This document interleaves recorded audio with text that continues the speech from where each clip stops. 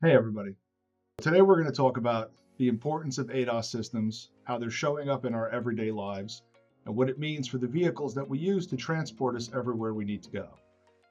Everybody basically starts research by going to Google and asking a question. We're going to start along the same lines so we can identify with what you're doing and show you how to make the most out of the information you get.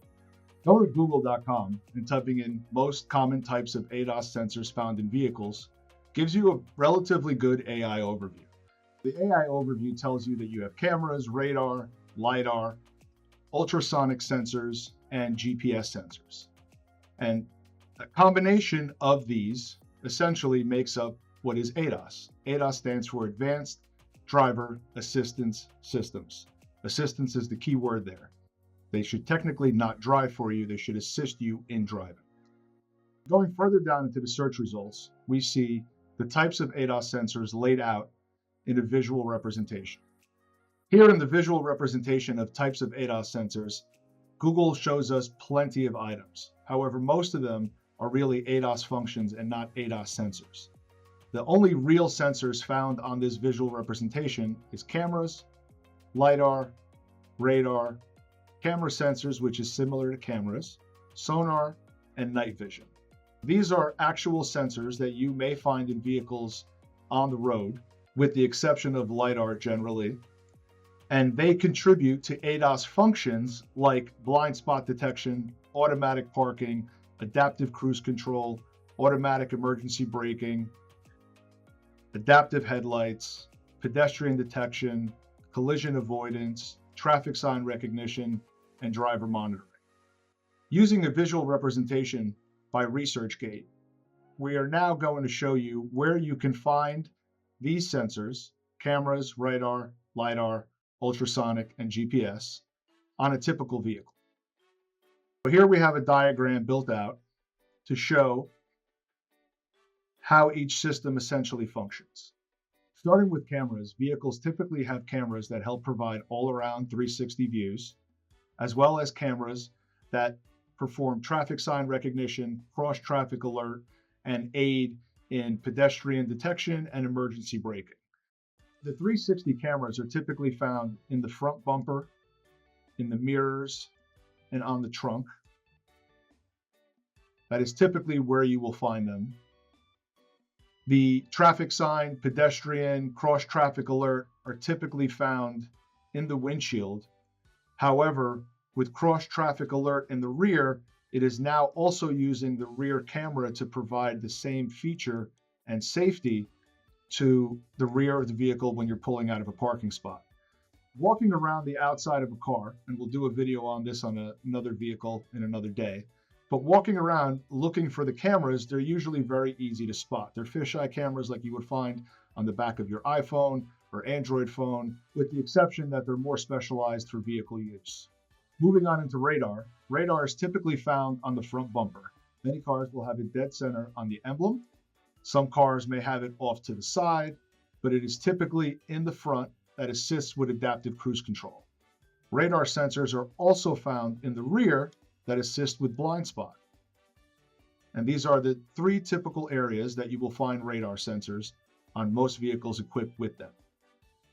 Moving on to LiDAR, LiDAR is typically not available in production vehicles today, and it is used for testing vehicles only. On most testing vehicles, you may see a huge cylinder on the roof that kind of rotates around in 360 degrees and scans the area as you drive. This is testing technology, really not available unless maybe some very, very high-end cars come with it these days, but you typically see stuff like this crawling around California or Google's campus, Waymo, stuff like that. Ultrasonic sensors are generally available on front and rear bumpers. Toyotas and Lexus will have 4 of them, a lot of BMWs. I mentioned Toyota and Lexus because they have a very, very specific parking sensor registration that needs to be performed each time the bumper is removed and reattached. But many vehicles have them and utilize them to help you park and not hit the car in front of you or behind you. And the last is GPS sensors, which are typically not visually represented unless you have a visible antenna on your roof, but they are generally in a module, and the antennas are very sleek and sometimes not very obvious in today's vehicles. This covers Generally, the types of sensors that you would find in ADAS-equipped vehicles, many of these vehicles are now 10 years old. We're going to see this more often in everyday cars, and as society evolves, these sensors will become more and more standard and not just for higher-end vehicles. You may already see some of these today, as we noticed in our Toyota Corolla Cross video. I guess we can put that up somewhere over here or over there for you to take a look at and see how these ADAS features function on a base level vehicle. Now, using this diagram, I want to go over 3 calibrations and how they can affect you while you're on the road, and the importance of having them done correctly, especially in a post-collision world. Starting with cameras, and we're only going to talk about the front camera that does cross-traffic alert, traffic sign recognition, pedestrian detection, emergency braking, and lane departure warning. Thinking of having a windshield replaced and having a front camera sensor that controls these functions, you need to have it recalibrated. And the reason being is this camera sensor uses angle measurements to determine where the lanes are. If you remove and replace your windshield, you've moved the camera position. And it may be slight, or you may be extremely fortunate and have gotten it back in the right position, but you really don't know. And the only way you're going to find out is when you get on the road. And we're going to assume that this vehicle in this diagram has been calibrated perfectly and it is driving down the road. And typically on a well-calibrated system, this car will kind of maintain itself mostly in the middle. It might vary slightly depending on the road, but it tends to stick to the middle lane pretty well. However, if you remove and replace the windshield and don't recalibrate, what usually happens is 2 things. The first thing is this system no longer works. You will find that you may get on the highway, it may work for 1 or 2 minutes, and then it'll suddenly shut down. The lights on your dashboard will come on. This will no longer function until you turn your car off, turn it back on, and then you think it works until you go try it again and it fails again. This is a classic symptom of a system that needs to be recalibrated and may have had the windshield replaced recently. In other experiences that we've had, while testing vehicles without performing the calibration, we've noticed that the car no longer holds center correctly. So it may instead drive hugging the right side lines or the left side lines. And this is dangerous because if cars are incredibly close to you, it's going to start tripping off your blind spot, assuming that's even calibrated correctly.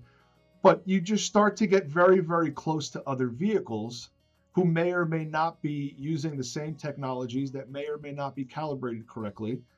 And this is the risk that we start running, not having any good legislation.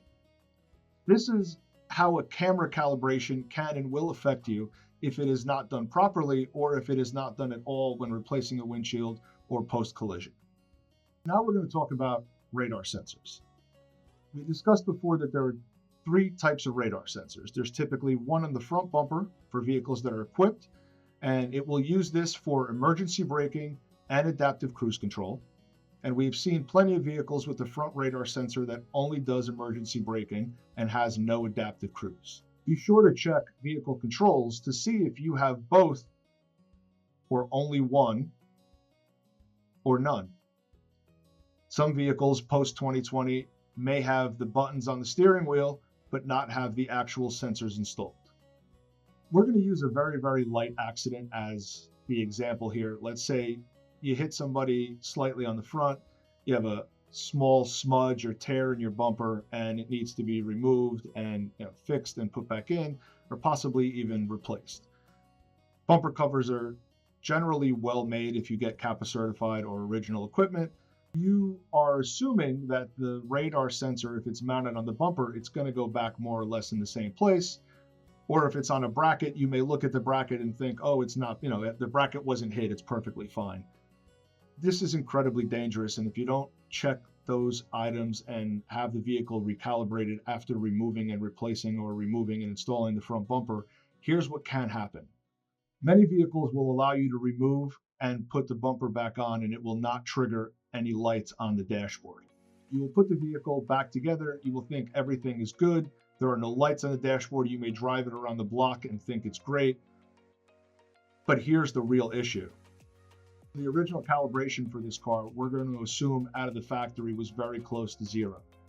That means that this car understood that this means there is a car directly in front of it.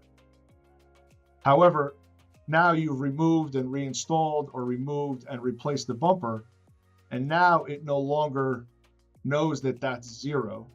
Now it thinks this is zero. And this is incredibly dangerous because your car is still driving straight, but the radar sensor is looking in this direction here instead of looking in this direction here. It may not see this vehicle as you're driving. It may also interpret that this vehicle, when it's switching lanes, is actually in your way. And it may cause an emergency brake activation if you get too close. If you're driving at 70 miles an hour, this can be incredibly dangerous. And this is one of the most important reasons that calibrations need to be performed post-collision and why you need to be aware of these items on your vehicles. The last radar sensor that we're going to talk about is the blind spot sensor. Blind spot sensors are designed to help you identify vehicles on your right or on your left as they are coming up in your blind spot. Generally, the trajectory is a mathematical equation designed around the view of the vehicle to give the driver the most amount of visibility as anybody is coming up. Assuming that the general trajectory is like so out of the factory, and if you remove and replace a bumper, if it changes to this or changes to that, you are significantly affecting how your vehicle interprets any vehicle coming up on its right or its left. If it's not the trajectory that the OE asks for, it can lead to dangerous consequences where you may switch lanes without really knowing if there is a car next to you. The last sensor I want to talk about today are ultrasonic sensors. Ultrasonic sensors have been available in many vehicles since the late 2000s and early 2010s, and they're always available in the front bumper or in the rear bumper. These sensors are designed to let you know how far away you are from a vehicle when parking or an object. They generally provide an incredibly accurate depth measurement to let you know exactly how far you may be from the vehicle or object behind you. And in many instances on newer vehicles, it will trigger a rear collision warning and activate emergency braking. On vehicles like Toyota and Lexus, these ultrasonic sensors must be recalibrated with incredible precision because it measures the angle at which the sensor is installed, and that can change its depth reading. Failure to perform this calibration on a Toyota or Lexus may lead to inaccurate readings, which will potentially lead that user to hit another car or object while parking. These are the three sensors that are typically found in many vehicles today. You may already have them in your vehicle. If you want to learn more about how these sensors function on a 2024 Toyota Corolla Cross, the video is going to be up over here. Feel free to check that out. The last thing I want to talk about today is the legal and industry trends revolving around ADAS.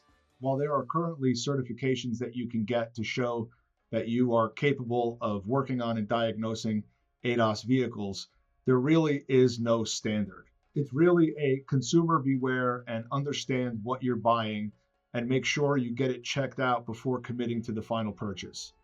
We have seen many instances where used vehicles are purchased and all of these ADAS inefficiencies were hidden from the new buyer. And within 1 to 2 weeks of regular driving, suddenly their Christmas tree turns on their dashboard and they see all of these issues that they had no clue existed.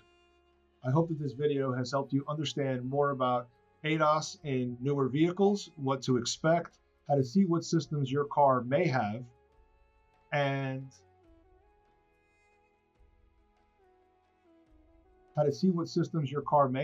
the importance of understanding how they work and how they need to be fixed in order for you to have the best driving experience. Thank you very much for watching. Let us know if you have any questions, and if you need support, reach out. We can offer it to you. Thank you.